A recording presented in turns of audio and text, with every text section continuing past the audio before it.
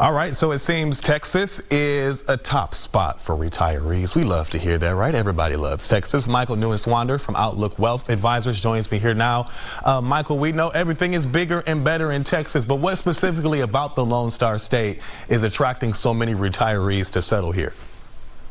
Well, I think there's several factors, but it's one of the big ones is when you evaluate kind of the total picture between income, taxes on one hand, property taxes, availability of health care. So they did a recent survey to say what were kind of the top 10 cities of where retirees are going. Obviously, cities in Florida were number one, but Houston was actually in there at number 7. So I think a lot of people, particularly if they're coming from up north, the biggest states kind of losing people, New York, California, some of those states, they're looking for a little less bitter cold, although we may have the opposite, obviously, right this moment in the summer. But weather's a big part, access to health care, and frankly, just plain affordability are the big factors that kind of putting Texas near the top of that list. So I know you're talking about affordability specifically for people who just may not want to move from where they are from and stay where they are. How can they afford where they live, and especially for people planning on retiring soon?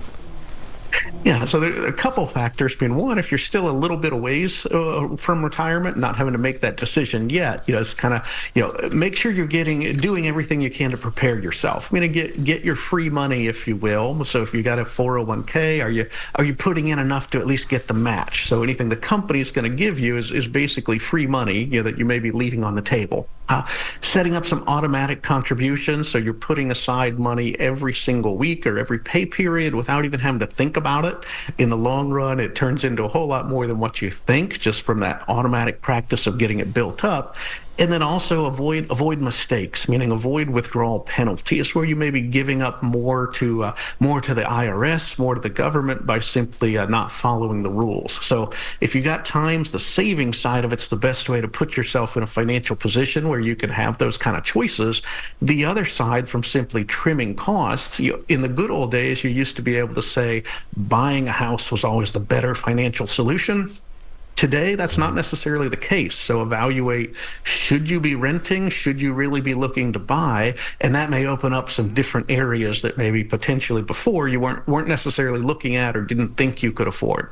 All right, all good advice, especially for people who may be looking to leave the north and come on down here where the temperatures are going to be in the triple digits this week, depending on what you like.